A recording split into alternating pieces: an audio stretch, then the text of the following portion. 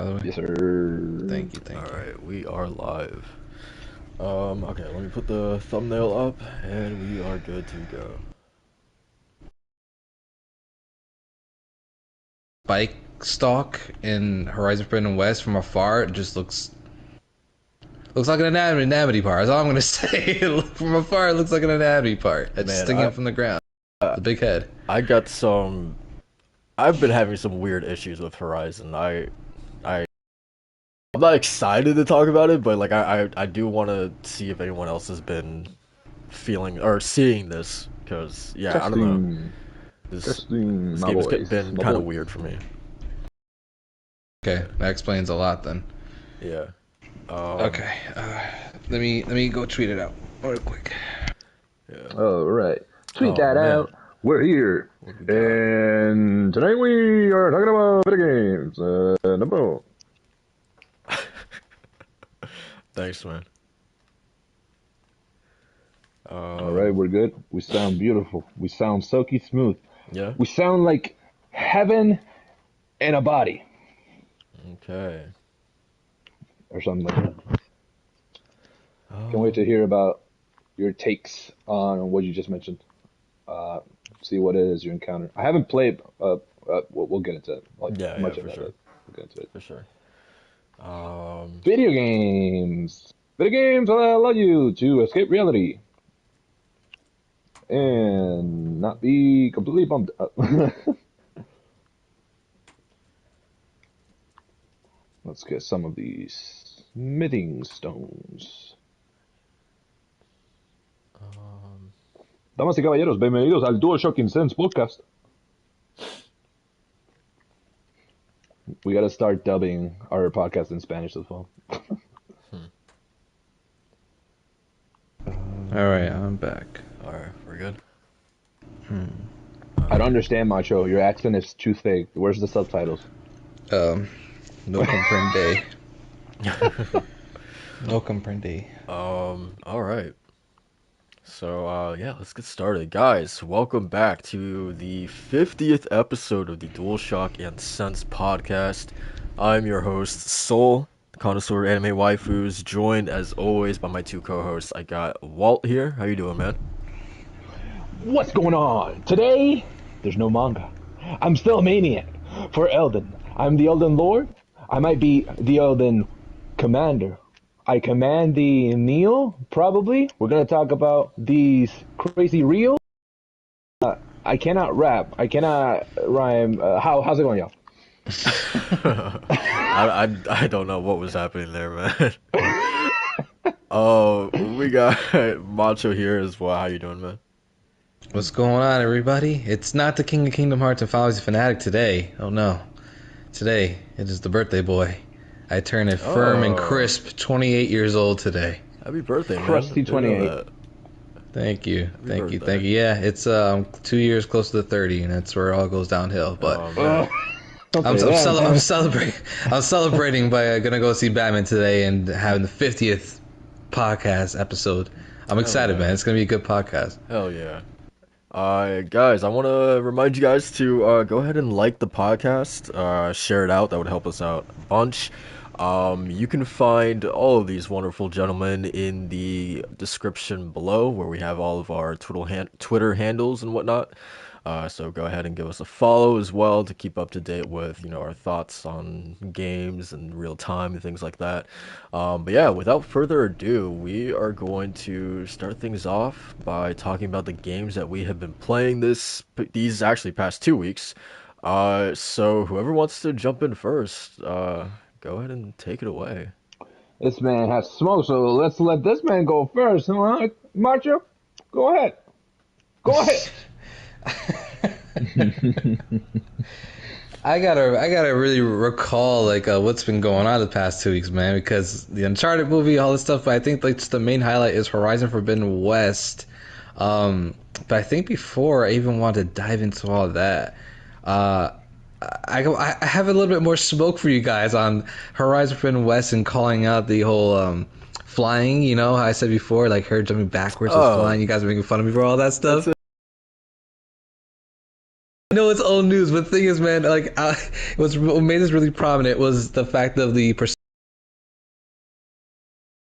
Man. of four Arena Ultimates getting rollback netcode, and now it's their big February announcement for you guys.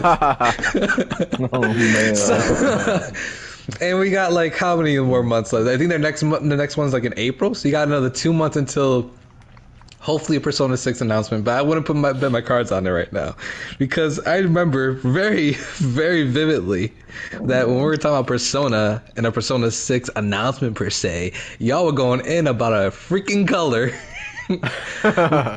What was like green? It can mean the mother nature. It can mean this, and then over here it's like it can mean sickness. While meanwhile y'all were getting on my ass because Aloy was jumping backwards. I'm like, that can mean she's flying. You're like, that's a reach, macho. That's a reach. Listen. I'm gonna say this.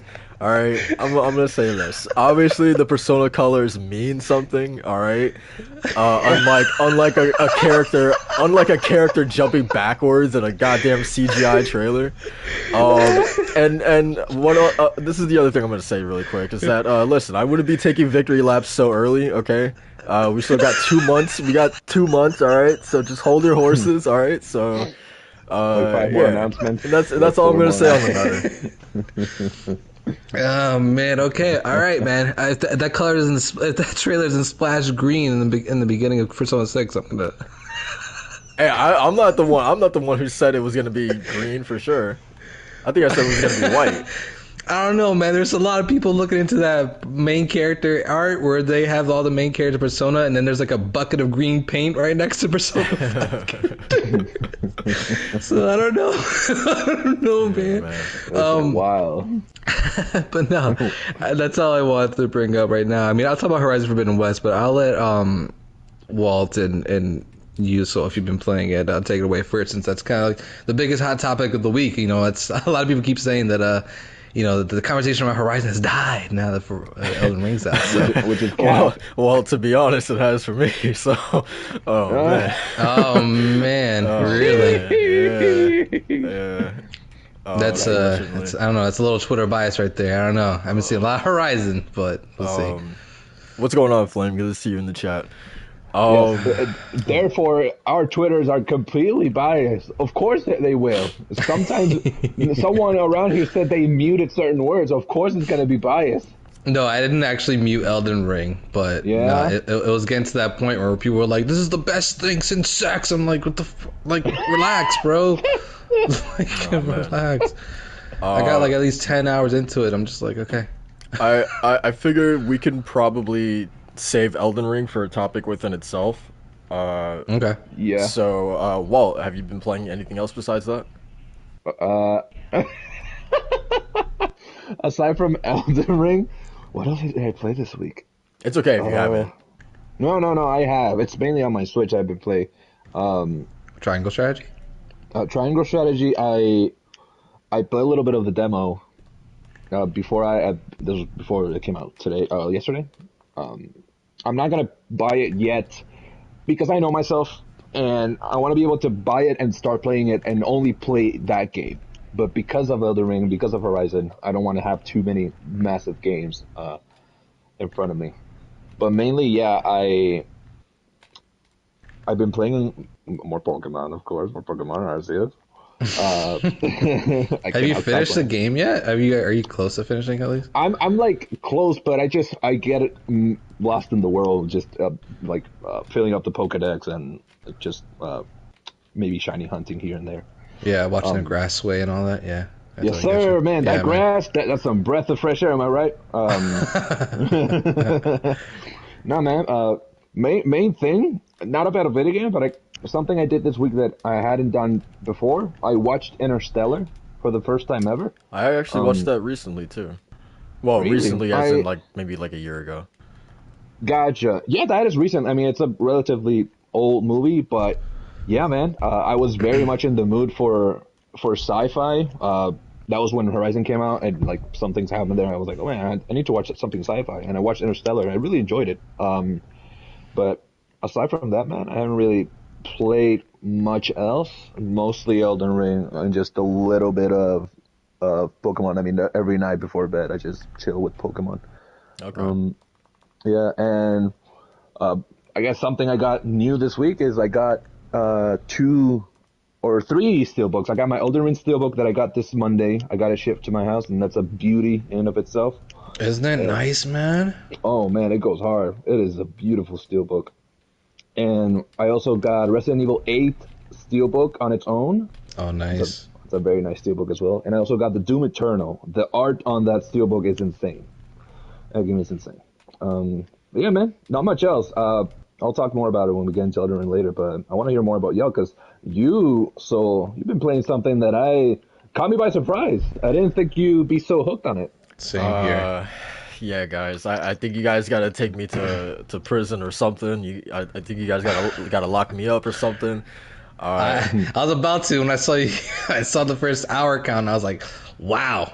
yeah, I I might have accidentally spent 70 hours in Cyberpunk 2077 Accidentally. because I didn't plan on it. Um, Actually, you know what? I'm gonna blame you. I'm gonna blame you guys for for this. For telling me that there was a goddamn free trial of this game. But no, it's funny. It's funny because so yeah, there was a free trial, and first of all, I hate things like that. Like seeing a counter on the menu. I don't know. It makes me On the it makes me bottom really left. makes me really nervous. So like like I'm just sitting in the menu and I see that clock ticking down, and I'm like, oh crap, man. So yeah, I don't know. Like I got like 2 hours into it, and I was like, I'm convinced. I need to buy I just need to buy the rest of it. It was like 25 bucks too, so I was like, sure, why not get Yeah. the 1.5 patch. Also, you know what? Before I actually dive deep into Cyberpunk, let me talk about Dying Light 2 really quickly, because Oh yeah. because that game, man. Oh boy. So obviously I have been really enjoying that game. I there's a mission called Broadcast, which is towards the end of the game, and it completely like ruined that game for me. It Oh Oh, shit. it Jesus. it's like you're locked essentially in this like kind of like basement area that's like closed off from like the rest of the world. Your whole party gets like killed and massacred, and essentially it's just like a mission where it's just like wave after wave after wave of enemies, and I was like not screaming at the screen, but I was just like fucking tired of just like bonking enemies on the head over and over and over again, man. uh and like I don't know, it was just kind of like janky as well, especially because like you're constantly out of stamina, so your character just stops fighting altogether, and you're being swarmed by enemies. They introduced like a new enemy type during that mission as well, which is really like a bloater type of zombie. I don't know, man. It just completely like I didn't play that game for a week after that mission. Like I was completely just like I didn't want to hear about Dying Light. I didn't want to see Dying Light. So that mission absolutely Damn. sucked. That's tough. Yeah. I went back to it, I think for the first time in like 2 weeks, like yesterday or 2 days ago, something like that.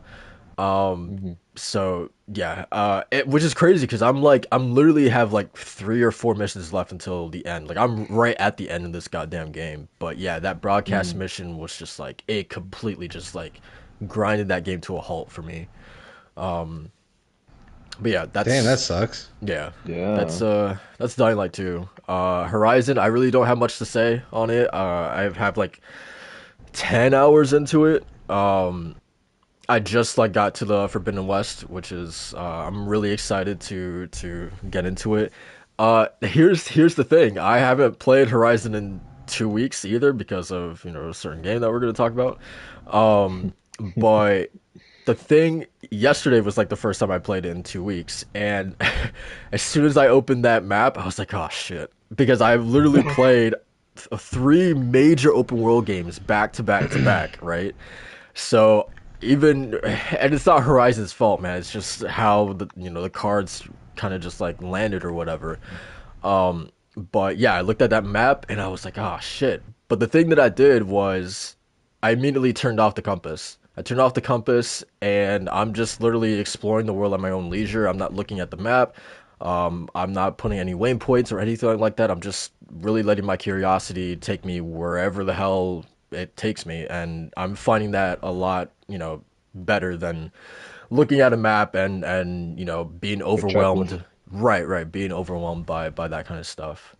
So that's been honestly like a lot of fun. And so what I was bringing up to you guys earlier, about some of the issues I've been having with this game. I don't know if you guys have been seeing it either. Macho, actually, to your point on our last podcast about the depth of field, I totally see that now. How Aloy, well, not even just Aloy, but when characters are talking cutscenes, like that character will be in focus, and then like everything else will be like blurred out. I don't know. It was it really became noticeable after you said it. Yeah, it's hard to And unsee. yeah, it is pretty jarring, to be honest. I don't know. It is probably like a creative choice or decision, but like yeah, it's pretty weird.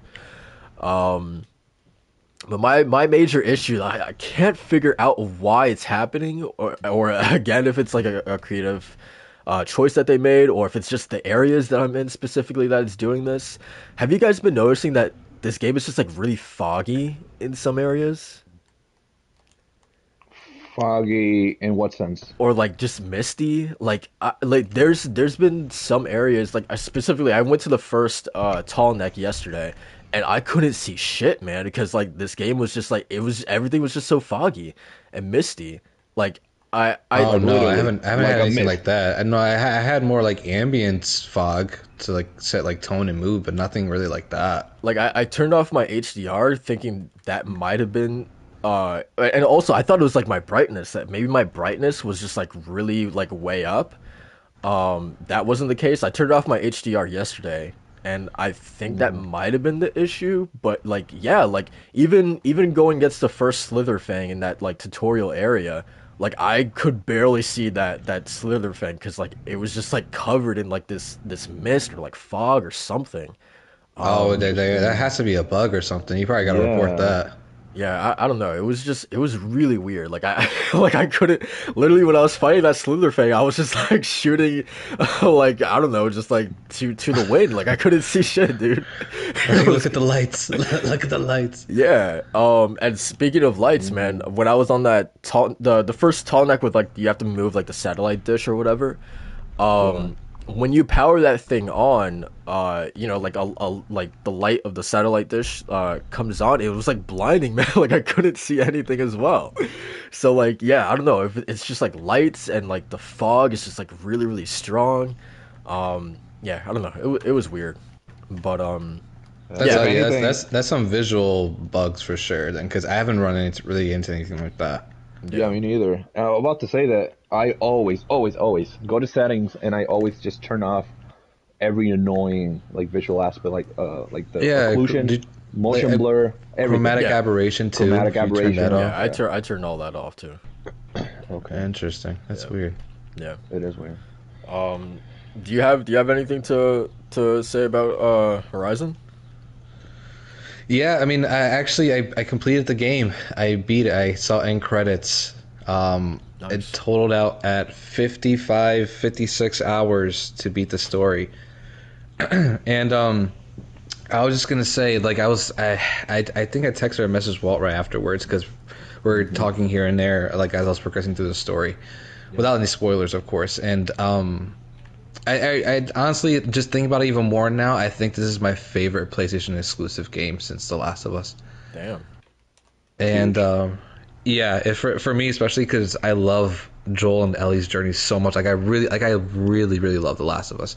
But Yeah. Horizon Forbidden West is just hits on so many notes. It's just amazing. But before I get into like any sort of positives about the game, I'll just go with my negatives too because there were a couple. One of them was the depth of field you talked about, so but eventually I just got used to it after a while. Again, some scenes it was super pronounced. I was like, oh, it's a little jarring, but after a while, just kind of like, all right, it's doable. It's like it's not too jarring now that I've gotten used to it. But the one thing that was pretty prominent here and there in some scenes was the hero lighting, which I talked about before, where it's they just have like a spotlight characters in Aloy whenever they're talking in a like a one-on-one conversation, where the case may be.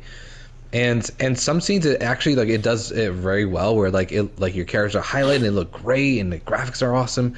But then there are other times where it doesn't make any sense at all. Where like there was one time I was talking to a side character, and in this game too, side characters have like incredible character detail, like the best I've ever seen in a video game. But when it comes to the hero lighting, there's one time where Ayla was talking to a side character, and it was at night. But for some reason, the side character and Aloy had like this spotlight on them that was coming from the direction of a rock wall and not from like the moonlight. So you can tell it wasn't natural lighting. It looked like they were in a studio or something. It was really weird. So like there's a lot of instances like that in this game where like characters were talking at night and they just had like this spotlight that just didn't make any sense. So it was a little jarring in that sense, but that was like few and far between before like anything I was really experiencing in the game. What I experienced the most, I'd say most in being like maybe 3 or 4 instances where bugs, the typical open world jank that I'd experience, where Aloy wouldn't climb up a certain thing, or actually had to reload a mission twice because a character got stuck in like a wall or something like that. But that's typical open world jank that you can kind of forgive. It's not like there's big performance dips or anything like that either, because the game runs really smooth at 60, and eventually it fixed itself out once I ran to 30 FPS mode and start using resolution and stuff like that. So overall, there's no complaints around there. But when it comes to the positives, man, Jesus Christ, guys, this game, this is absolutely a next standard for open world games, in my opinion. Like as far as when it comes to narrative stuff, right? Because we have different kind of open world games. Like there's obviously Elden Ring that's doing full on exploration, and then you have stuff like Horizon Forbidden West, where it is a narrative based open world game similar to like Witcher 3 and stuff like that, and it absolutely excels. Like to me, this is the 100% the standard, especially when it comes to visuals and just overall engagement into the world itself. Guys, like Walt got to a certain point in the story where he's like really excited to keep going, but man, let me tell you, Walt, you don't know nothing, bro. Like, Good. I don't want to know anything, because that's the thing with the game, that sometimes they're so predictable. This game is not predictable for me. It's not. No, it's absolutely not. Like what they've done with the world and lore of Horizon has me so excited for what they're gonna do next. And what you think they built in the first game was, if you thought that was cool, West just completely blows it out of the water, where it's like, wow, we're getting into some crazy territory here. Like I haven't been this excited for a fictional tribal like fantasy world or sci-fi world, so to say, since I saw Avatar for the first time in theaters. And I love Avatar. Like I love Pandora. I love that entire I love the movie itself too. So for me to get like as excited about Horizon Forbidden West as I would for Avatar really speaks lengths for me, just because I love everything about it. And I'd say the biggest improvement from the first game, because I see a lot of people really capping, man, that this game is a lot like the first game. And yeah, it's a Horizon sequel, but there's so many innovations. Like Exactly. I don't understand that art, and so many I've been watching like podcasts of like major outlets like bringing up that sort of complaint, and I'm like, okay, but like Uncharted 1 to Uncharted 2 to Uncharted 3 is like all it's the same thing. Assassin's Creed 2 to Brotherhood to Revelations, the same thing. Batman to Asylum to City, basically the same thing, right? They're all essentially building off of the framework of their predecessor and making a better version of that game. God of War 1 and God of War 2, like all of your favorite sequels are really just improvements off of the first game. I don't understand. Even Elden Ring. Even Elden Ring is like you can you can see the how DNA. it's a culmination of every single game. You can see the DNA of the past games in there. I really do not understand this whole complaint with games nowadays, as if every sequel needs to be a vast major shakeup like God of War 2018 was to the formula, right? And like again, to that point, like this is only game 2 of a franchise. I would understand that complaint if this was like Horizon 4, right? Then I would totally understand that this is just more Horizon, but this is goddamn the second entry in a franchise. Like let's pump the brakes a little bit. Yeah, that's what I don't get, man, because like for because yeah, it's more Horizon, but the thing is, like, once you actually get out of Barren Light and you actually see the West, right, and then you're getting more into the gameplay, excuse me, more into the side content and the stuff that's available to you, all the new machines, man, like, this is like they've innovated on their, or at least rather expanded upon, improved like a lot of what was a hindrance in the first game. There's so many more quality of life features. There's like, to me it's just mind blowing like how detailed this game is, guys. Like the graphical quality is freaking nuts, and it's across the entire map. And this thing is huge. This world is huge. You can go underwater. You can fly in the game, and there's so much detail to be had. Like, to me, it's absolutely mind blowing what they've done in 5 years. And like when you're first playing the game, you're like, okay, what's this 5 years really going to come to? Like, what, I'm not seeing, what's really here. But then once you really get into the game, you're like, wow, this is what they've been doing all this time. But to me, like the biggest highlights, I'll say, for one, is the characters and the really just the characters. I'll say, like, if you really thought, because in Horizon Zero Dawn, Aloy was a loner. You really was much just the player and her. Yeah, an outcast, which like it fits like the story and everything, but at the same time, like you felt like you were missing kind of like that really like companionship that she would have for like all these different tribes and stuff like that they were trying to build, but I don't know, it was kind of hit or miss for a lot of people. I mean, case in point, we all kind of agree that Erend and Varl are kind of like vaporware in those games. Yeah, I barely remembered them. I mean, I told Macho so that the other day that Horizon Zero Dawn, the only people I remembered were the people from Project Zero Dawn: Ted Farrow, Tate, Elizabeth. Like, when I saw the trailer for Forbidden West, I was like, who the hell is that? When I saw Aaron, when I saw Varl, I'm like, who are these people? Like, I completely forgot about them. Like, it wasn't, the story didn't do anything to me in terms of characters. Not to say they weren't bad written, but they weren't memorable in that sense, because they didn't interact with Aloy the way that they're doing in Forbidden West. But case in point, story was still a banger. I love what they did, but yeah, Forbidden West really amplifies that to the maximum with interaction. People comparing it to side quest and Witcher. With side quest and Witcher can be games in and of themselves. Yeah, exactly, and I think it's to that point. Well, is that a lot of what Witcher did that is it blended its side quest into the main quest, and that had sort of like an effect on everything else. So depending on what you did, Horizon Forbidden West doesn't really have that sort of impact with its side quests, but rather what it does really well, which is what The Witcher did as well, was the fact that they're building out the world, they're building out like these tribes, these characters. Like when you go into different tribes, they actually, it's mind-boggling to me, like the kind of diversity that they all have, where they each have their own background, their own story, and all of them are generally interesting. Like it's really cool to kind of like see these different flavors of the Forbidden West that we just kind of felt like I was missing a little bit in the first game, where you just have the Nora and the Karja, But man, the side characters are awesome, guys.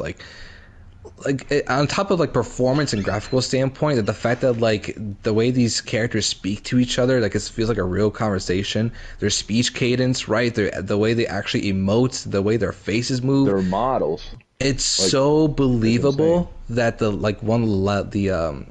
end game like side characters for me, it felt like a real person, man. Like I was like, I really like this character, and every time they're like on screen, they're talking to Aloy, I'm just invested, and it kept going and going like that for the entire last half of the game. It's for me, like they absolutely improved the side characters, where like even like the final missions, I was like really invested into what they were doing and the goal of everything that was happening. So Horizon Forbidden West, man, it's to me, it's like I at this point it is my favorite PlayStation exclusive first party game. I love the side characters, I love the story, the gameplay is as good, if not better, than the first game. Graphics, it's like absolutely, like, to me it's one of the best looking games graphically of this gen so far. Better than Ratchet and Clank, better than Uncharted 4, and all of the games that came around so far. Like this is like, I can't believe that this like Guerrilla actually achieved all of this in 5 years, and they knocked it out of the park for me. To me, I'm getting in my feelings when it's getting kind of overshadowed, and people are saying it's like same kind of game, because it's absolutely not, man. It Yeah, definitely isn't. It I'm really just like isn't. looking at it like right now, just like walking with like no HUD, and this is absolutely the game that you want to do that with, because yeah, it's Yeah, drop dead it's like gorgeous. I did that with Tsushima, where I try to drop the HUD as much as possible because that game Yeah, you it's the kind of game you just want to explore. It's what Elden Ring makes you do. No HUD, just yeah, go. yeah, for sure. You know? Yeah, yeah. It's and again, all of it's just really engaging stuff, man. Like Hmm. there hasn't been a side quest that obviously not all of them are going to be like, oh my god, like, Bangers, you yeah. cover your mouth, like oh, this is crazy. Like obviously it's not going to be like that, but a lot of it is still engaging. A lot of it is still like stories being told from people within this world, and they just add to the tribes, to the location, to sometimes even like the overall story in the game. So it's absolutely incredible. Yeah. It's And absolutely, and yeah, it's one of my favorites of all and time. one of the biggest things that I really agree on Twitter, a lot of people are praising it, and rightfully so. I saw a lot more models that show up later on, and like the characters in Horizon that are of different just ethnicities from there's different ethnicities in that game, and the models are done so respectfully and so tastefully. There's no stereotypical like looks to anyone, there's no like in Elden Ring people are complaining that like the amount of hairstyles that there are, and you can choose to have a black character, but then the hairstyles, like there's no like dreadlocks or like braids or like anything that like resembles more like culturally defining like hairstyles and whatnot, whereas Horizon does that beautifully with Yeah, everyone. yeah. Like I'm so glad you said that because like every side character I've seen so far, besides the copy and paste like random Hmm. towner, right? Every side character that has side content that has a quest involved looks different and looks unique and like none of it seems copy and paste. Hmm. It's like to me that's like it's so wild how much content is in this game. Like it's absolutely mind blowing, and all of it is like has so much attention to detail that like I kid you not, Walt and Soul, once you the actual like west part, like the beaches and the palm trees and all that stuff, you're gonna be like, Yeah. there's still more. like West and of all of it Westeros. looks beautiful. Like it's crazy, man. Like this game's amazing. It's so special, man. Yeah, Did you get to see Arya? She went west. If only she was in here. yeah, I can't wait to get deeper into this game. Yeah, Yeah, same. I'm really excited. Yeah, Um, but that's all I really gotta say for Horizon Forbidden West. But I'm just really excited for when you guys play more of the story and actually roll end credits and see what your reaction is, because it's getting crazy. So like I can't wait to see y'all reaction. Yeah. No, I might honestly I don't know, I'll say it now. We'll see how it turns out, but if the finale is like that amazing, I might just stream it as well. Like I might stream my reaction to the finale yeah, to see yeah, how it pans out. yeah, I'm definitely excited to get deeper into it.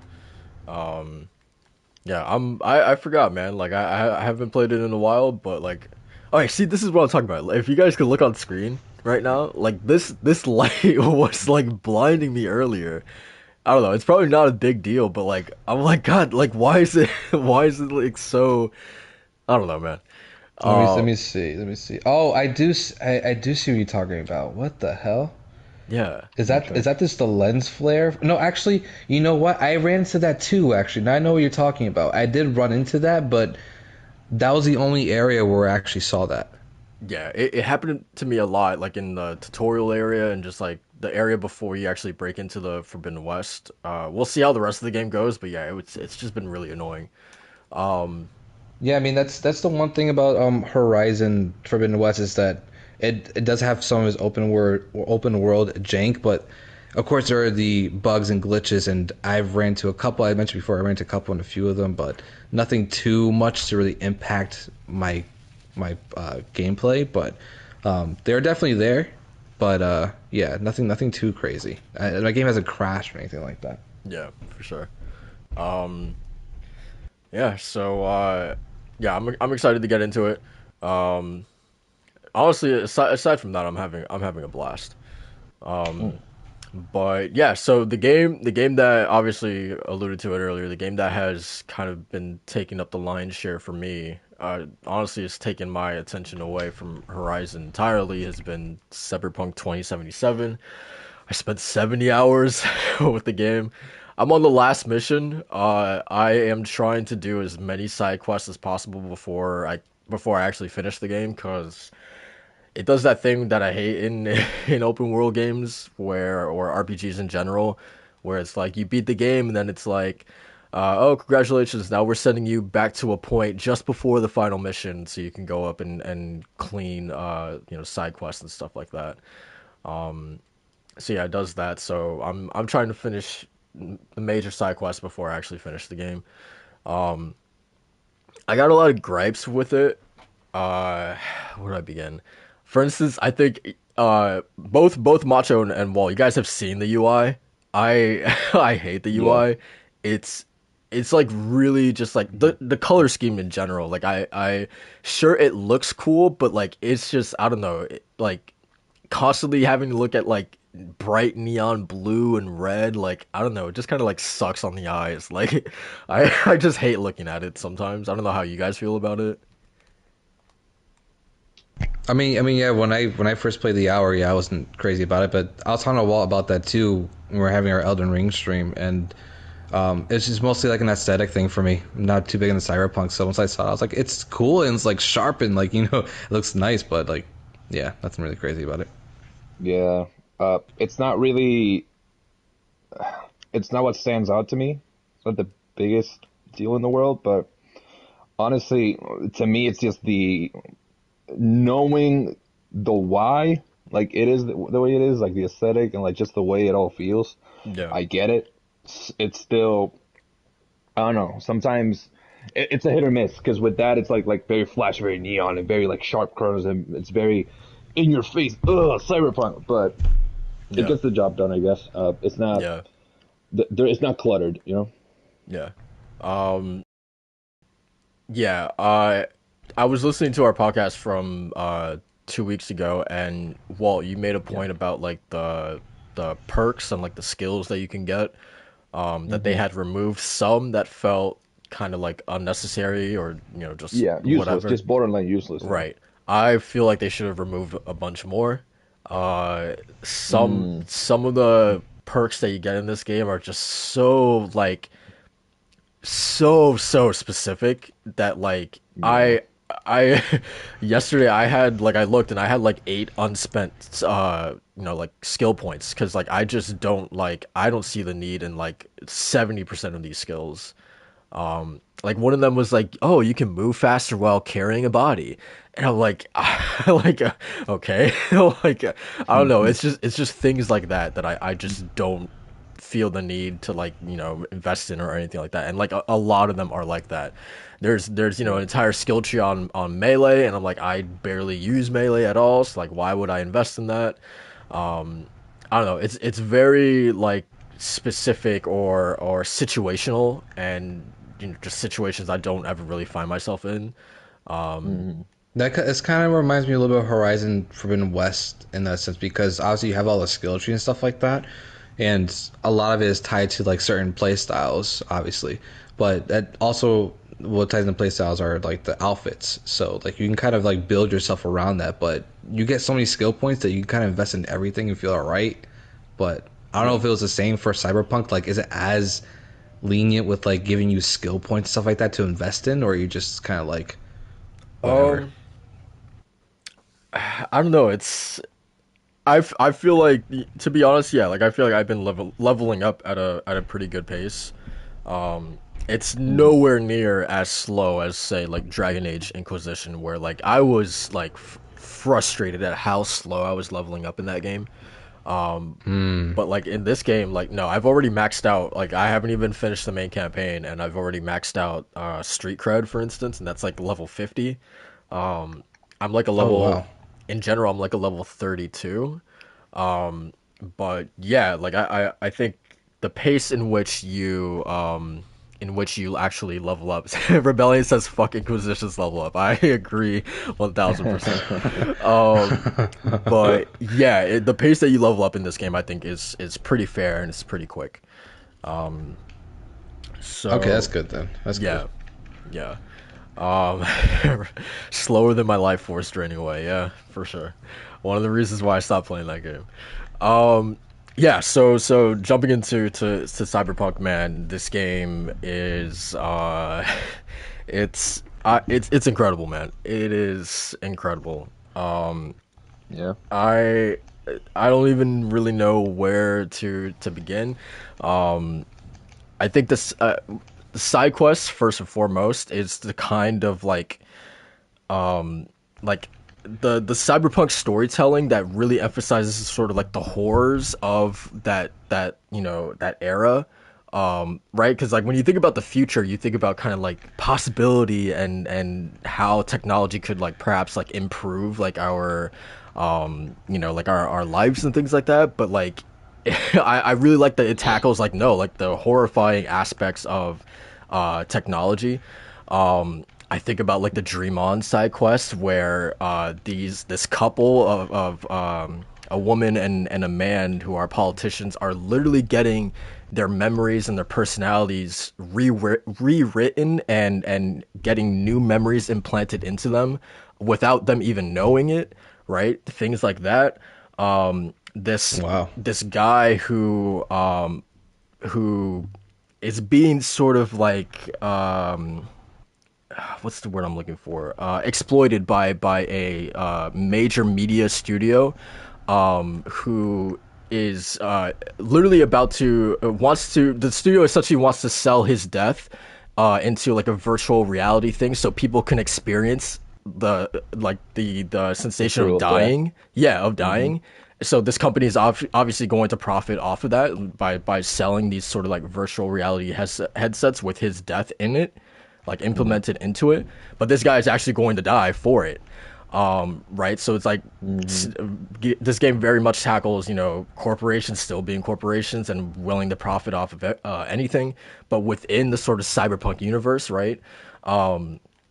Just things like that. Again, I just really love the just the horrifying side of cyberpunk and what that means for the people living Yeah. within it, and it's the type of side quests that CD Projekt is still very much known for, right? That hasn't changed from The Witcher. Like that is still very much present in this game. It's not goddamn, to bring up Dragon Age again, where this elf woman saying, "Oh, my husband died. Can you please go get me his ring? Because the Templars killed him or something like that." Go fetch me his ring, right? Or go pick up 10 raw meat from in the area, or go set up 4 camps for the Inquisition to set up in a map, or go close 3 rifts for me, something like that, right? It's nothing as boring or mundane as that. It's actual, like, you're talking to real people with backstories and motivations and issues and things like that need to be solved. And yeah, it's just really really like kind of like going down the rabbit hole type of stuff. Really really fascinating things that you come to expect from CD Projekt at this point. It's just really really well done side quests. Like I think about like Judy's entire arc with Evelyn Parker and how tragic that stuff was. Hmm. I think about how exciting Pan Am Parker or Palmer's side quest was, Bless like her. that string of missions, and the Aldecados and their whole kind of plight of sort of maintaining their freedom with a leader who very much is kind of like looking to like the current day and age where maybe these people actually need to rely on corpos and things like that. And that kind of like push and pull. Like I don't know, man. Like there's a lot of good stuff here with the side quests, and it all kind of funnels back into the main quest as well. Right, like you help out Judy and Pan Am, and you get to know them better when the time comes around when you actually get to meet them during the main missions. So yeah, that stuff is all great. I think the gunplay is fucking fantastic, especially with the DualSense. This is one of the games like the DualSense itself, and this is one of the Hmm. games where it's like really implemented really well. Like just like the feedback that you get with every shot of a gun, like you really feel it in your hands. Like everything just feels Interesting. really powerful in this game. Um, Yeah, I remember highlighting that when we talked about it briefly, saying like the dual sense just it felt great playing like shooting guns in this game. Like it yeah, felt Yeah. really good. yeah, 1,000%. Yeah. Yeah, and just like what it does with like the microphone as well is also just like really cool, especially like when you enter brain dances each and every time, just Yeah. hearing like the Brain echo. dances. That's what Yeah, it's called. yeah. When you sort of enter into it for the first time, just hearing like the echo of it like actually like activating is really cool. Yeah. That's awesome. Yeah. Don't you love when these games actually implement like the features from Yeah, the man. systems? Yeah, it's Like cool. it's I so love it. cool, especially for like for stuff like Cyberpunk and even Horizon when you draw back the bow is not as I don't feel the pressure of the triggers as much as I did with Kana, Yeah. but it's a lot more subtle. But even then, when you actually do the full drawback and you see your kind of like start to struggle of holding the arrow just slightly, you get like a little click to let you know that hey, this is arrow's gonna do a lot more critical damage. Was like all that's like really smart engineering stuff, man. Like you don't really think about it until you actually think about it, which obviously duh, but like it's one of those things where you don't realize how good it feels Bars. until you actually think about until you actually think about This man's spitting over here. it. Um, um, but so to that point of there's an aspect of cyberpunk that really brings out the just blatant human nature will get always in the side of things and just profit and whatnot with the brain dances and the general recording of events like the death recording. You encounter some side quests that really put in perspective just how just down in the gutter, bottom of the barrel, just horrible humans can become in this video game, and just how just the humanity just leaves them. There's a side quest like they record, like they dedicate themselves to recording atrocities to sell them because people in this world they're so desensitized because of just the current climate and with everything being so readily accessible through just virtual, like even the like the brothel esque area where you have androids basically. They're like programmed people to like satisfy clients. You have these traders or sellers of, I guess, a brain dance where you are experiencing an atrocity. And there's one specifically that involves children. And it is just one of the worst, like, side quests, like the most horrible side quests that you'll encounter. Can't wait until you get to it if you haven't. yeah, I don't think I have, but I mean, just that idea alone of the brain dances and like, Mm-hmm. going to like a strip club or a brothel or whatever, and having those experiences sort of sold to you, so you put on the headset and having I don't know like having those like sexual experiences through a brain dance and selling those to people, Mm-hmm. I think is a really interesting concept within itself. And yeah, how people can sort of like pervert that and twist it into really like fucked up ways, right? Like Yeah. like I just talked about, like selling the experience of death to someone, Mm-hmm. It's or That's essentially like mind virtual boggling. reality, right? Or it's just like pretty way more much, honed yeah, in. pretty much, You yeah, but you feel it, like you exactly, actually get a sensation. exactly, It's weird because they explain it in ways where it's like they compare it to sensations that humans actually feel, but tenfold. And yeah. it's like a sort of euphoria that you cannot experience any other way. That sounds horrifying. Yeah, Yeah. yeah. But then at the same time, that's just how people again like twist it and pervert it into Yeah. that horrifying way. And then there's sort of like wholesome ways that you can do it with, for instance, Judy. The end of her side quest is like you essentially like syncing up with her, and she takes you basically to like your her childhood home, and you actually get to like experience, like you hear like echoes and remnants of her life as a kid, like her running around the streets. You don't see it, but like you actually get to like hear it as if you're actually there in that time period. And for instance, like she takes you to like her childhood church, and you hear voices in there as well. So like there's obviously it's like two sides on the same coin. Like you experience both like the good and the bad of this world. It's interesting how things like a brain dance can be used in multiple different ways for good and bad. Yeah. Yeah. So it's a double-edged sword. Like, and Cyberpunk does a great job at showing the because Cyberpunk, this game being heavily influenced by the tabletop, uh, it's just horrible. It is a horrible universe. So Yeah. they really convey that. Yeah, for sure. The Night City itself, man, is I don't think I've ever experienced a sort of a setting in any game, not just an open world game, but just in any game that is not just as densely packed as Night City is, but the scale of this. I've never seen a setting in the game just like it makes you feel literally insignificant, where you're just like an ant amongst like giants, man. Like, there's been multiple times where I just stop and just like look at the skyscrapers, and I'm just like good lord, man, it's just incredible being in this city. And I love how like this isn't anything inherently specific to Cyberpunk or new to Cyberpunk, but the fact that like each and every single district in this city feels distinct and unique from the one directly neighboring it.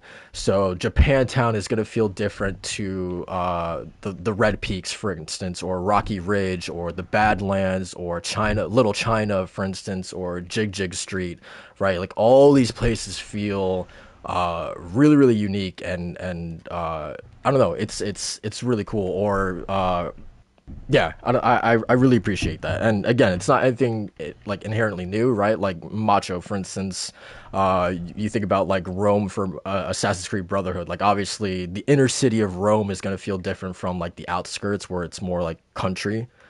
Yeah, But yeah. that's here. It's just like that times like 11. It's really really impressive. Yeah, or even Forbidden West, where like the different biomes, like they feel completely different and unique, Yeah, for and sure. they're just like a walk away from each other, but like each one has separate tribes. You're just like, did I just enter a new game? Like, Yeah, yeah, for sure. I kind of got that sense when I was playing a little bit of Cyberpunk too, where like, yeah, like I totally get what you mean. Like you feel so small just driving your car. Like this thing is huge, man. Yeah, yeah, for sure. Yeah, it's really an incredible setting like that. You could just tell that they spent so like a bulk of development just figuring out the layout of this place. It's really just like a sight to behold. I feel like it it brought like the same amount of like awe factor to me as the first time I laid eyes on Paris from Assassin's Creed Unity for the first time, because like that was the first location in the franchise that was like actually built like one to one with the actual like real life Paris. So just noticeably that setting was far larger than anything they'd ever done before. And yeah, I very much got like the same sort of feeling here with Night City. Yeah, I really don't know what else to say. I'm just like I'm totally in love with this game. The main story as well.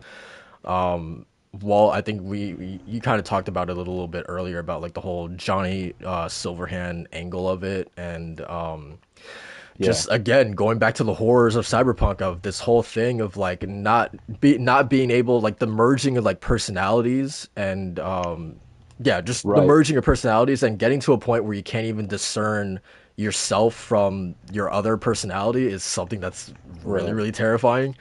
You become Aaron. Yeah, I guess.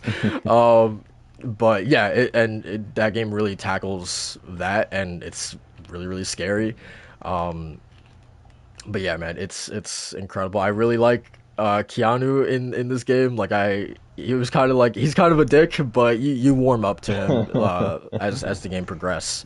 And again, just the characters from Judy to Panam to Rogue to Johnny, just everyone you meet is just so cool. but yeah, I guess that's pretty much. I could talk about this game for forever. But yeah, I'm having a blast with it. Um, yeah, Yep. it's enough that it pulled me away from Horizon, it pulled me away from Dying Light 2. It's been the only game I've been thinking about for these past 2 weeks, and yeah, it's pretty damn good, man. It's pretty damn good. Very nice, man. Um, All I Very needed nice. was a delay.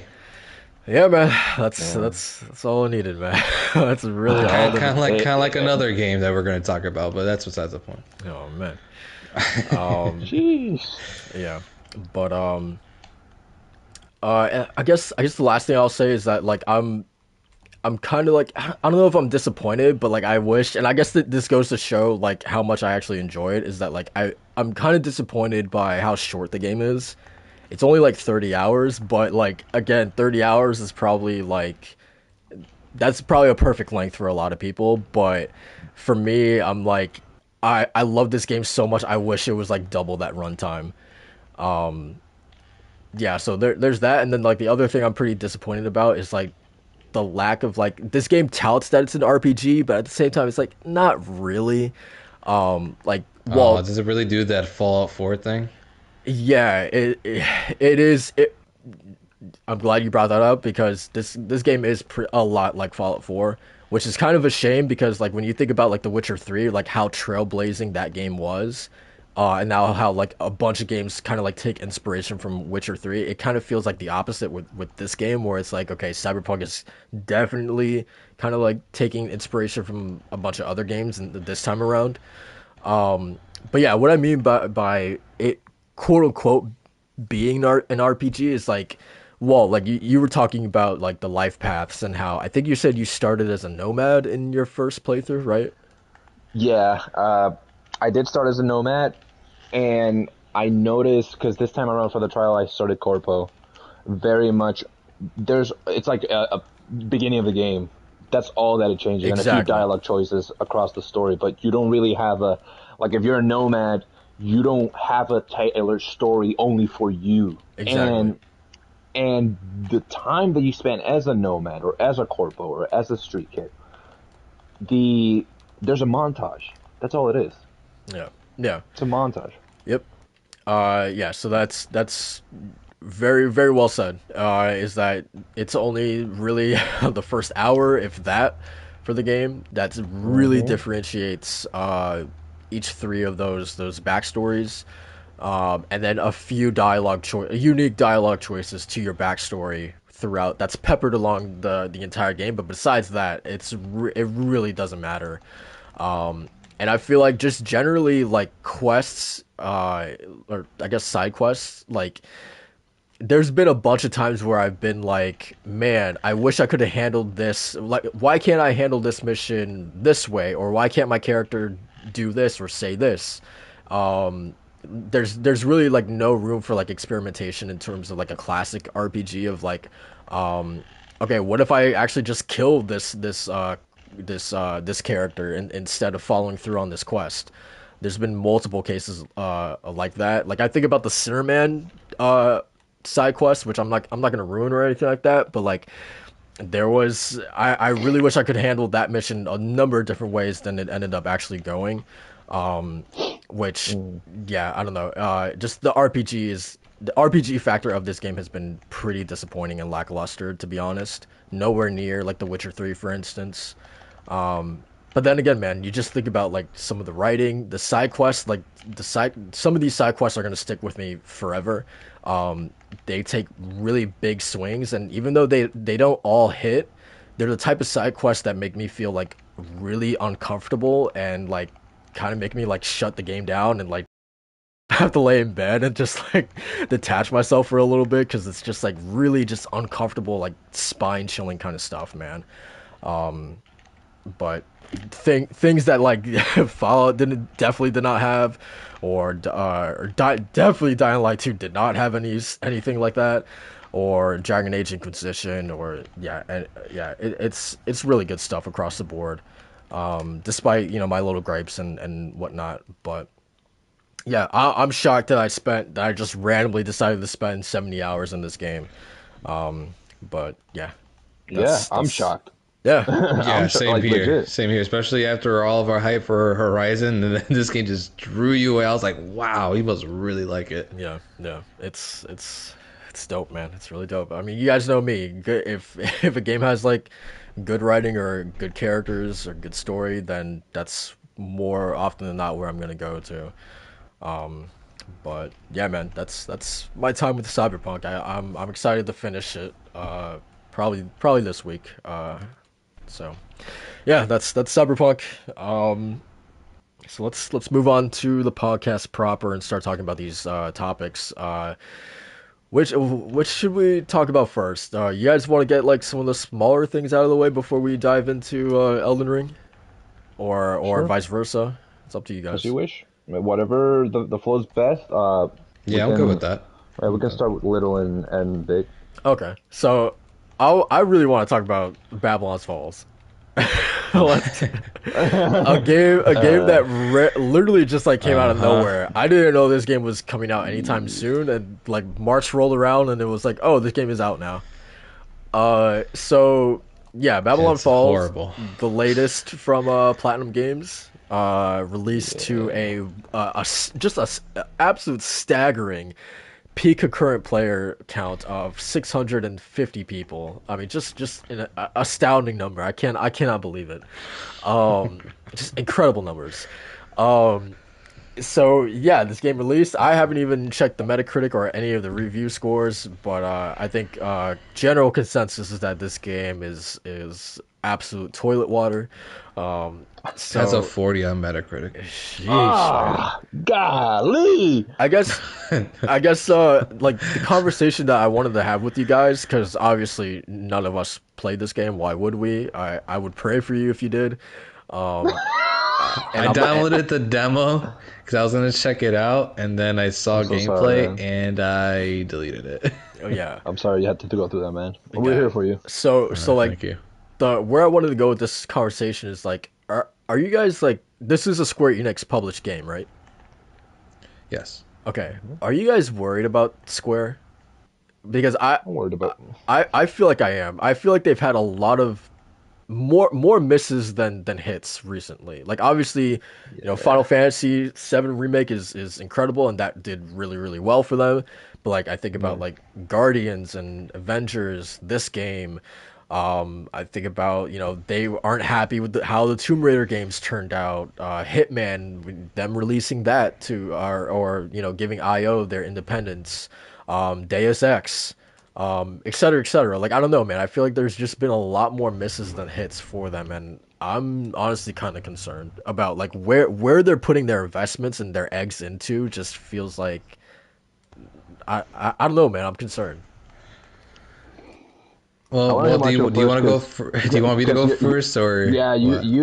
you're very deep into Square Enix lore. I really want to hear your take lately because you're more involved with like the Final Fantasy aspect lately, and I know that Final Fantasy is not missing at all lately with 14 and the popularity and just Absolutely Right, the not. right. overall Yeah. hype.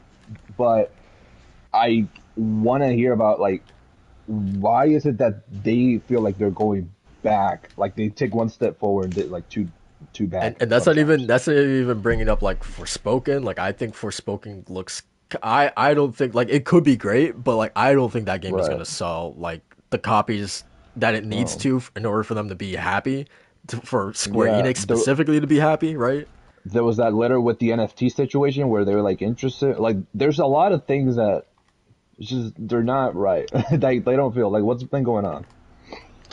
Yeah, so I mean, when it comes to their Japanese division, I feel like there's absolutely nothing to worry about. 14 had the best success in its entire lifetime.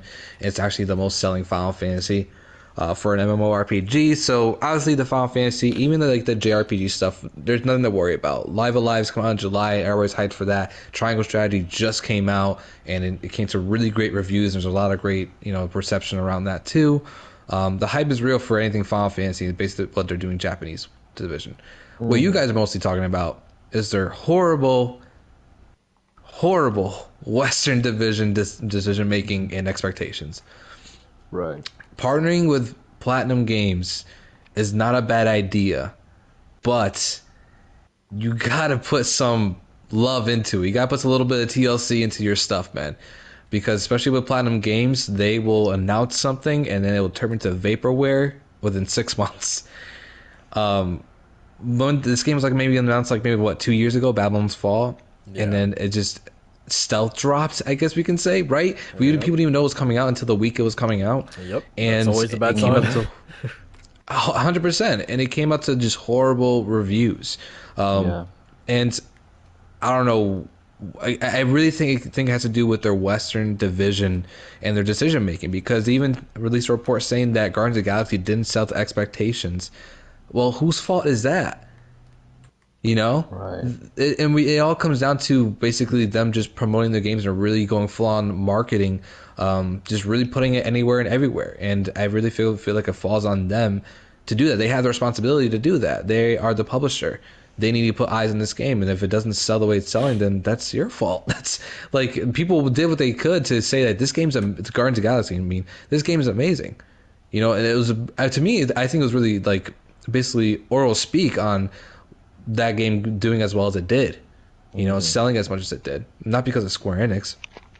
And Right. again, I really think it's on the Western division, and I just new management absolutely 100% needs new management, needs new direction, needs realistic expectations, and needs to make better decisions, because Avengers flopped because it would all be, you know, there was the wrong studio to make Avengers a live service game. Yeah, no kidding.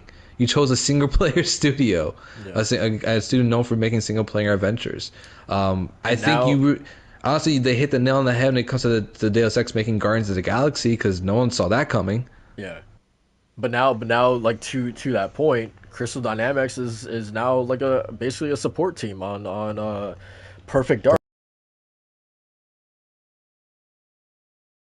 Or they're saying that situation within itself. I mean, you know, inherently having, you know, support teams isn't, you know, it's not new or anything like that. But like having one of your own teams going off to help, you know, like I don't know, it's just that to me is kind of It's weird.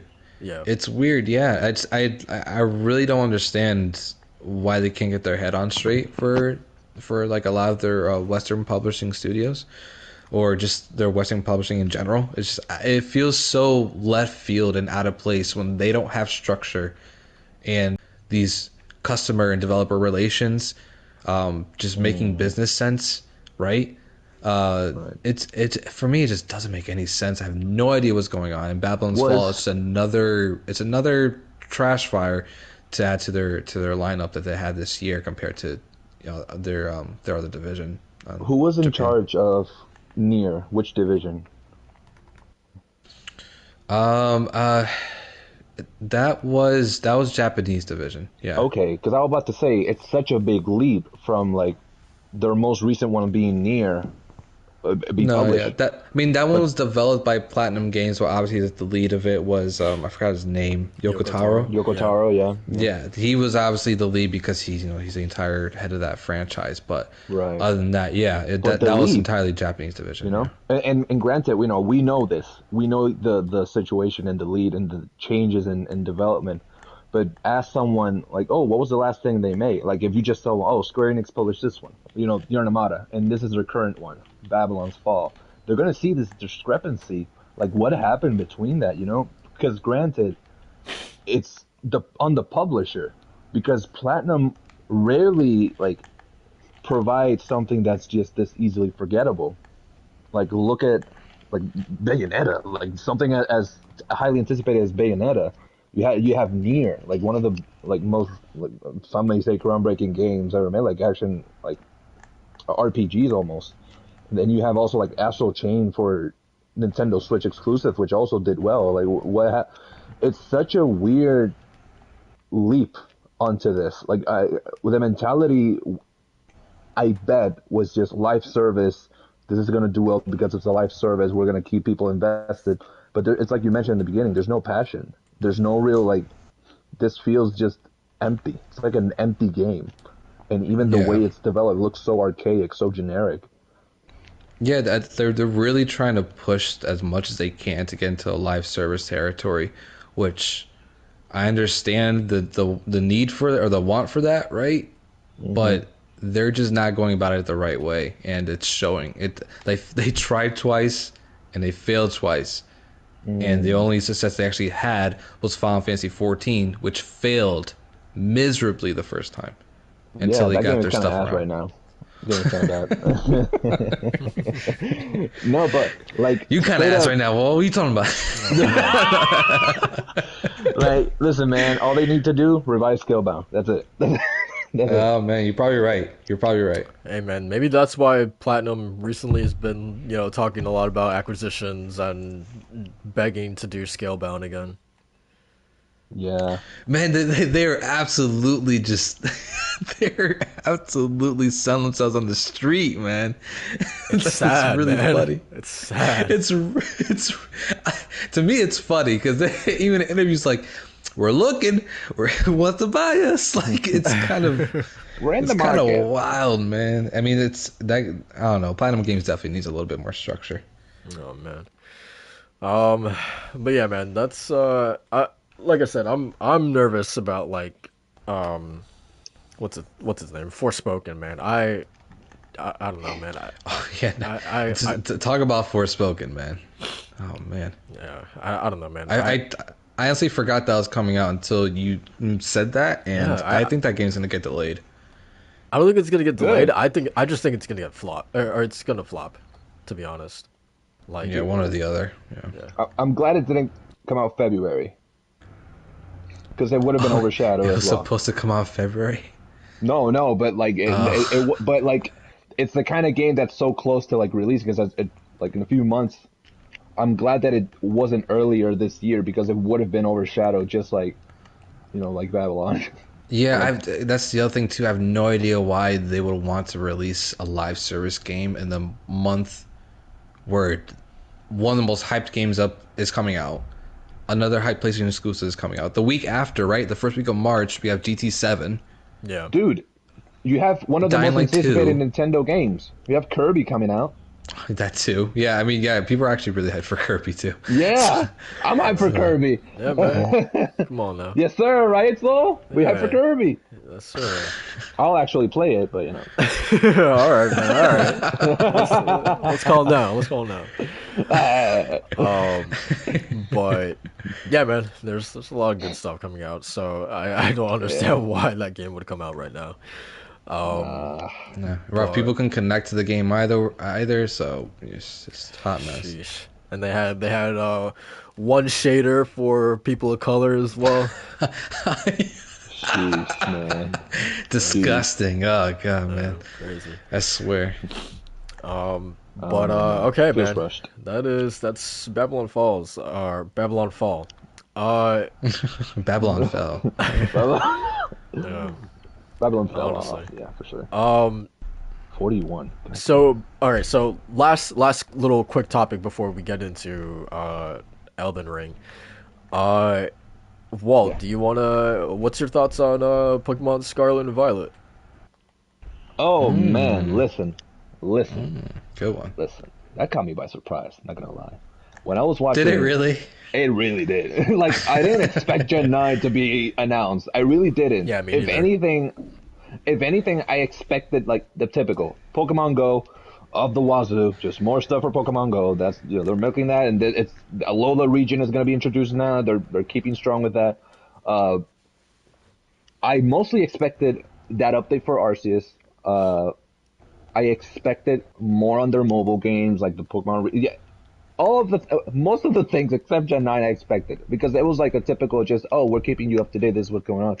When Gen 9 dropped, first of all, I get excited. It's a new Pokemon game. I always get excited for those. It's like I'm reliving my childhood days. I mean, hopefully, Yeah, same. I totally relive my childhood days too. I saw that. it like straight up. I forgot where the phrasing was, but they said somewhere where this game was the first open world Pokemon or something like that. Now, you can't tell by the way that the trailer goes because it's a small trailer. They don't really showcase any gameplay, but I don't know if they're going more with the Arceus route where it's more like live battles, like right there, right in the moment, and you can capture a Pokemon in the wild by throwing the Pokeballs, or if it's more classic, like encounter one Pokemon, deal with that one joins in maybe from the wild, you keep going, or if they're implementing like a combination of the two. Right off the gate, I'm really excited for the region that they're going for. It if not if this isn't like Spain or Portugal, I don't know what it is, but it's very heavily inspired by like a coastal region. I think someone like looked at a map and found that it's like a region of Spain Yeah, or like it looks like Spain. yeah. Which immediately I'm excited for that to see what type of architecture they have in there. Go back to my roots of the colonizers. Because I'm from Puerto Rico God. and we got colonized by those. I know, yeah, I know. Those assholes did, yeah. Oh, that was it, yeah. Yeah. But yeah, man, I concur with Saul on Twitter. The drip ain't it. That drip ain't it, man. That ain't it, man. It's so That lame, ain't dude. It's so That ain't lame. it. The sailor, man. What? You gonna go to kindergarten with that sailor suit, man? No, like here's the thing.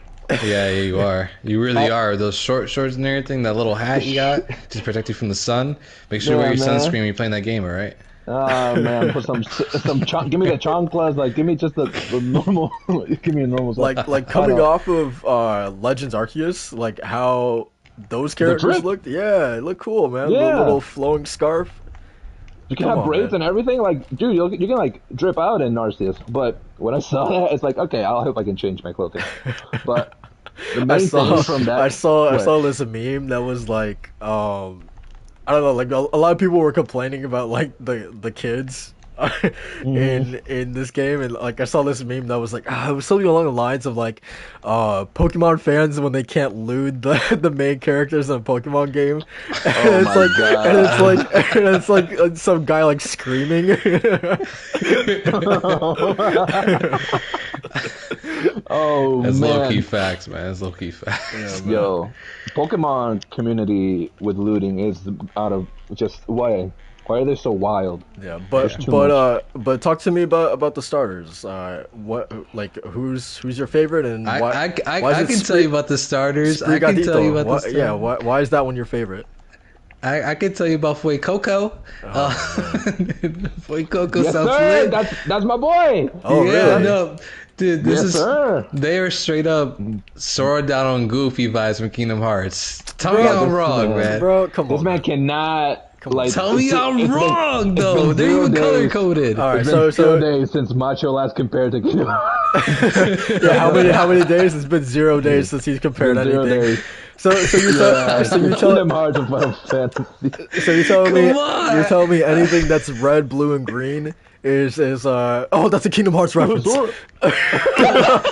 Yeah, talking about colors. So y'all Talking can about tell colors, me huh? y'all looked at Quaxley and you didn't think of Donald Duck? Come on now. Listen, man. Hell no, because He's like, hell no. I'm a grown man, man.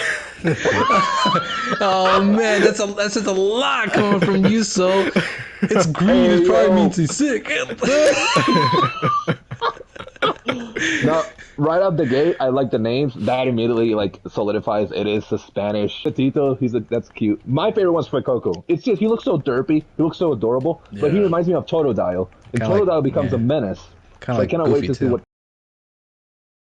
Goofy died, man. Goofy died. Let that man die. All right. You're going too far. Too far. Oh, did he die? Sora. Yeah, he dies. Hey man, he's a dad. That's fucked up, man. That's He's a dad. What's he running around with this kid then? He's a dad. Where's his kid? he's chilling. He's chilling. No, man, but like Foot Coco, that's all the way adorable. Say, if this is your favorite starter, like what is wrong with you? Like it was a Foot Coco.